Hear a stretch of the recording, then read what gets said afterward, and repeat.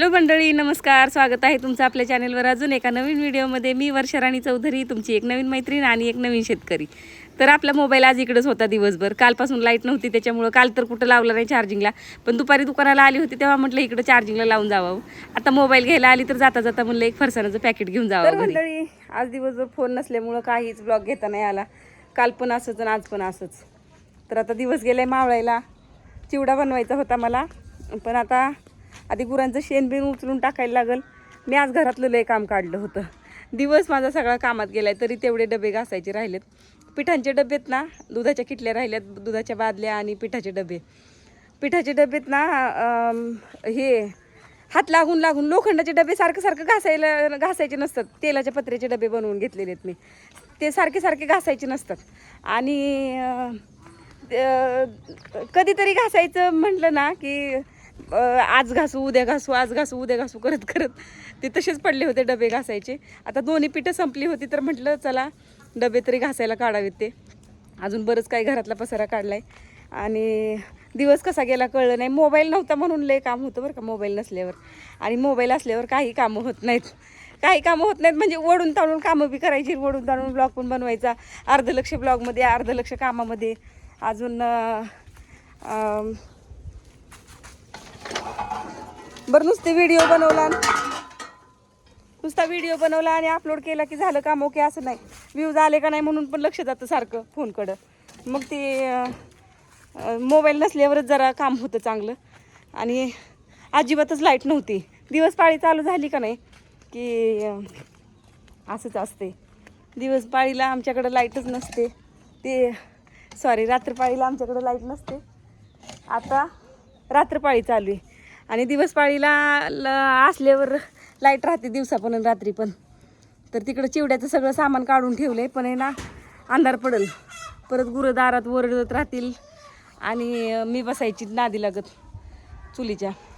तर चुलीवरच बनवायचा विचार चालला आहे माझा चिवडा. कारण घरात आहे सामान म्हणून म्हणलं थोडासा बनवावा.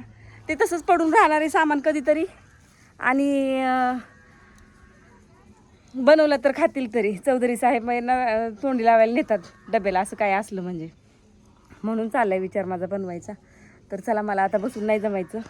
तोंड एकदम वळून धरल्यासारखं झाले. दिवस जर कामात गेला ना तर असंच असतं. तर चला बाबा, बसत नाही आता. तर मला विषय असा सांगायचा होता की काय नेहमी तेच ते गारानं सांगत बसायचं, म्हणून मी काय जास्त बोललीच नाही तुमच्याबरोबर. पण 2 दिवस झालं रात्रपाळीची लाईट आहे, त्याच्यामुळं दिवसा लाईट नसते, फक्त रात्रीच लाईट येते.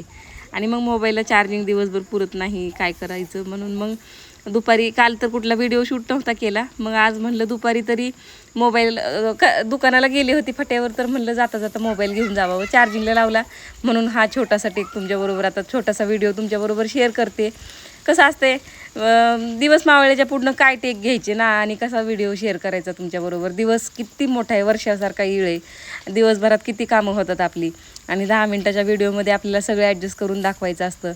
तर आता म्हटलं काय काम करावं, कुठले टेक घ्यावेत. कामं तर दिवसभर भरपूर झालेलीत आणि वेळेवर नाही व्हिडिओ गेल्यावर पण आहे ना सगळेजण नाराज होतात व्ह्यूवर्स. त्यांना वाटतं की अरे यार, हिच्या मनाला वाटेल तेव्हा ही व्हिडिओ टाकते. पण काय करणार ना, आमच्याकडं अडचणच अशी की मला वेळेत, मी खूप प्रयत्न करते, खूप माझा मनापासून प्रयत्न असतो एक टाईम ठेवायचा. एक आठवड्यावर माझं एकाच टाईमाला व्हिडिओ येतात, तुम्ही नोटीस करा कधी पण. आणि दुसऱ्या आठवड्यात मग हे असं असतं. म्हणजे जेव्हा दिवसपाळीची लाईट असते ना तेव्हा मी आळस न करता एकदम कॉन्सन्ट्रेट करून पूर्णपणे मी व्हिडिओ बनवते, एडिट करून अपलोड करते माझी कामं बघत बघत. आणि ज्या वेळेला रात्रपाळी असते ना त्यावेळी माझा खरंच नाईलाज असतो, मला व्हिडिओज देणं होत नाही. तर असो, संध्याकाळची वेळ झालेली आहे आणि इकडं सकाळचं शेण राहिलं होतं टाकायचं. मी आज दुर्लक्षच केलं घरातल्या कामांमुळं, कारण मला ना रोज असं काम घरातली काढणं पण होत नाही. खरं सांगायचं झालं ना तर व्हिडिओच्या नादात आहे ना घरात असं उगीनिगीचं नीटनीटकं बघणं होत नाही. कुठले तरी व्हिडिओ घ्यायचे, एडिट करायचे, अपलोड करायचे. गावाकडे नेटवर्क कमी असतं, अपलोडिंगला वेळ लागतो. आणि व्हिडिओ यूट्यूबमधून एक्झिट घेतली ना व्हिडिओ अपलोड करता करता की तो परत व्हिडिओ माझा शून्यावर येतो, कसं काय माहिती. म्हणून मग माझा वेळ ह्याच्यात जरा जास्त जातो. तर आज लाईटच नव्हती, कुठले टेक पण नव्हते, एडिट पण करायचं नव्हतं काय. आणि किती व्ह्यूज आलेत काय बघायला ती मोबाईल पण नव्हता माझ्याकडं, म्हणून आज बरीच काही कामं केली घरातली. आणि सकाळचं शेण मला वाटलं पहिलं हाताने उचलता येईल, पण ते हाताने काय मला उचलता आलं नाही कारण ते वाळलं होतं. म्हणून परत खोरं घेतलं आणि खोऱ्याने गोळा करून घेतलं ते शेण. तर दिवस मावळायला गेल्यावर पक्ष्यांना, कोंबड्यांना, गुरांना सगळ्यांना कळतंय बघा ना की दिवस मावळायला गेलाय. सगळेजण आपापल्या घरी. पहिलं नियम असायचा, आठवतं का कुणाकुणाला? माझ्या वयाचे जे असतील त्यांना, किंवा माझ्यापेक्षा जे मोठे आहेत मला बघणारे, ते तुम्हाला माहीत असेल ना की पहिला नियम असायचा 7च्या आत घरात. तसं पक्षी वगैरे सगळेजण 7 वाजले की त्यांना काय टाईम कळत असेल काय माहिती, बरोबर पक्षी आमच्या ह्या पिपरीच्या झाडावर किलबिल किलबिल किलबिल चालू असते. दिवस मावळताना नुसतं ऐकत राहावं वाटतं. आणि गुराढोरांचं ओरडणं, वासरांचं म्हणजे वासरांचं ओरडणं, गाईचं हंबरणं, एकदम सगळीकडं गोंधळ चाललेला असतो. आणि माझं आपली कामांची धांदल चालू असते. कारण गुरं कसं आहे, बंदिस्त आहे माझी सध्या. गुरं जी आहेत माझ्याकडं 4 गाई, त्या 1 गावरान, 2 वासरं, 4 गाया, असं जवळजवळ 6-7 गुरं आहेत माझ्याकडं. आणि 2-4 शेळ्या. पण सगळं बंदिस्त आहे, सगळं बांधून आहे.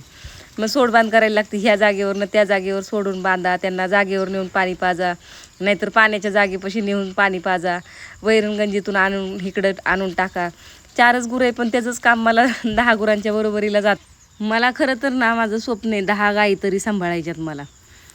10 गाईंचं दूध मला डेअरीवर पाठवायचं आहे. 50 लिटर किमान दिवसाला 50 लिटर दुधाचं टार्गेट आहे माझं. एका टायमाला 50 लिटर दूध गेलं पाहिजे, म्हणजे दिवसभराचं दोन्ही टायमाचं 100 लिटर दूध गेलं पाहिजे, असं माझं टार्गेट आहे.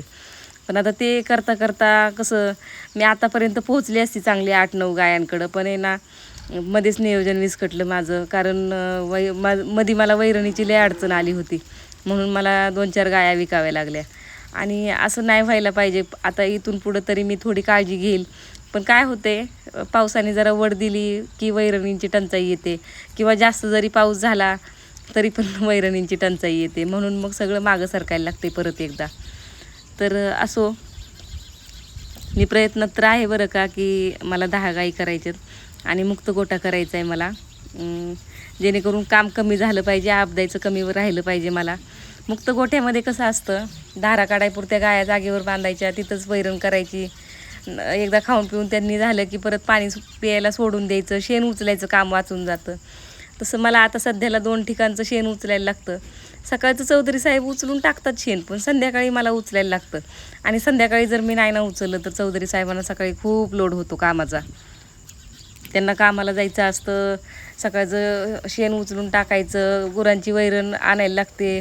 म्हणजे सुकी वैरणीचा चारा तर आम्ही साठवून ठेवलेलं आहे, पण एक टायमाला जे हिरवं घालायचं ना, तर ते दुसऱ्याच्या शेतातून आणायला लागते ना. कारण आम्हाला पाणी कमी असल्यामुळे आमच्या शेतात हिरवं काय नाही सध्याला. सगळी रानं रिकामीत माझी आता सध्याला. गिनीगोल गवत लावलेलं होतं तर ते पण वाळलं आता, म्हणजे कापून घेतलं आम्ही, सगळं वाळायला लागलं म्हणून ते. तर आता बाहेरचंच विकत घेतलेलंच हिरवं घालतो आहे आम्ही आणून. मग लांब असल्यामुळं आणि मला अजून एवढी स्कूटी चालवता येत नाही, म्हणजे अशी मला रिकामी चालवता येते. पण आहे ना, वैरण घेऊन शेतात ना आमच्या घरी आणेल हळूहळू कशी तरी. पण लोकांच्या रानांमधून आपल्या घरी घेऊन यायचं, तेवढी गाडी मला जमत नाही.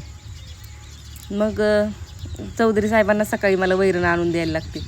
किती पक्ष्यांचा किलबिलाट चालू आहे, कसलं सुंदर वाटतंय. खरं तर असं बघतच बसावं वाटतं. एखादा ना इथं रायटर लेखक असायला पाहिजे होता. एवढं सुंदर काहीतरी लिहिलं असतं ना ह्या छान वातावरणावर. पण आपल्याकडं शब्दरचना कमी पडते. तेवढं बोलायला नाही आहे आपल्याकडं काय एखाद्या लेखकासारखं.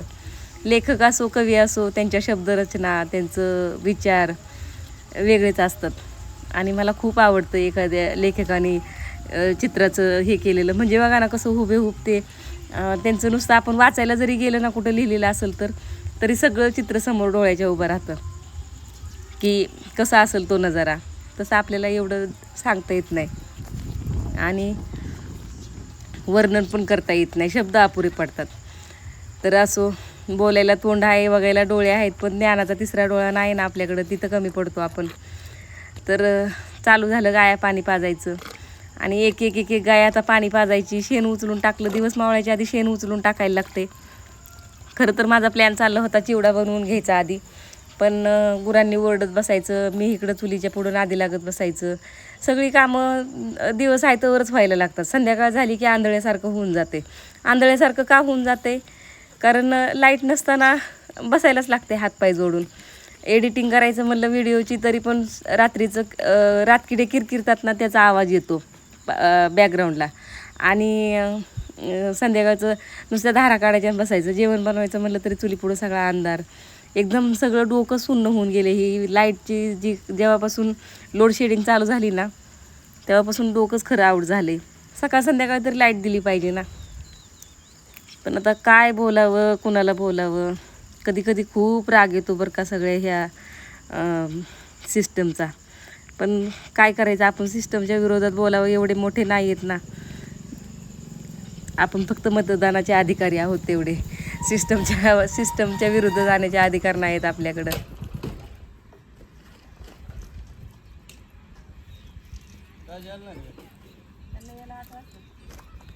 तर माझं काम चालू असतानाच मध्येच माझा भाऊ आला होता. आणि कुणी घरी आलं की ह्या शिरूला पहिलं कौतुक असतं, त्याला लगेच पळत जायचं असतं.